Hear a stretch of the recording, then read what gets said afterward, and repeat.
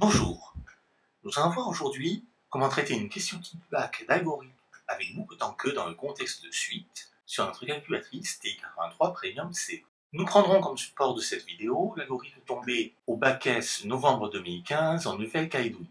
Commençons par traduire l'algorithme de l'énoncé en un nouveau programme pour notre calculatrice TI-83 Premium CE. Touche Programme, avec les flèches on va sur l'onglet Nouveau, on saisit le nom du programme, donc peu importe, Algo par exemple, et nous arrivons dans l'éditeur de programme.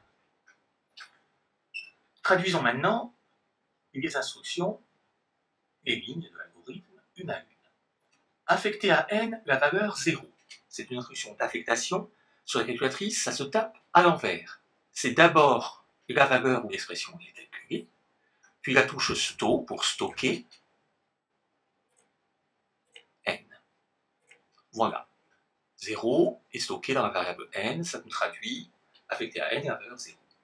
De même, affecter à u la valeur 150, je tape donc 150, la flèche stockée, u.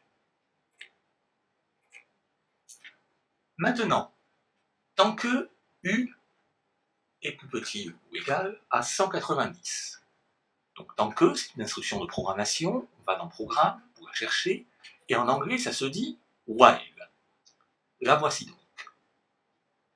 While u plus petit ou égal à 190, les opérateurs de comparaison, on les trouve dans le menu Test qu'on obtient avec seconde math. Le voici. Donc tant que u plus petit ou égal à 190, n prend la valeur n plus 1. Autre instruction d'affectation, on saisit dans le bon sens, u prend la valeur 0,8u plus 40.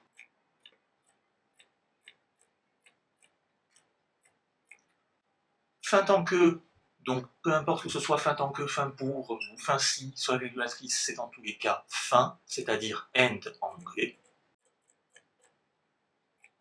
Et enfin, afficher le nombre 2014 plus n. Comme c'est la dernière ligne de notre programme, on n'est pas obligé de préciser afficher. Ce sera affiché, la valeur calculée sera affichée dans tous les cas. Voilà, regardons ce que ça donne. On lance le programme Algo, qui nous affiche 2022. C'est bien, ça ne nous aide pas pour répondre à la question, parce que ce que demande la question, c'est un tableau avec les valeurs lors des grandes étapes de l'algorithme. Mais c'est pas grave, le plus dur est fait. On va aller modifier très légèrement notre algorithme, donc onglet Edit, et on va la voir, notre tableau. Alors on se positionne sur la fin de la boucle tant que, on passe en mode insertion avec seconde supprime, on va rajouter une ligne, et sur cette ligne, on va afficher l'instruction de sortie disp. Alors, dans une boucle tant que, qu'est-ce qu'il y a d'important à afficher? La valeur du test de poursuite, vrai ou faux. Et l'énoncé précise qu'il faudra aussi les valeurs de n et de u. Ça changera d'un énoncé à un autre, mais dans tous les cas, il faut la valeur du test de poursuite. On va utiliser une petite astuce, on va mettre des accolades. Donc entre accolades, n, u, et le test de poursuite de la boucle.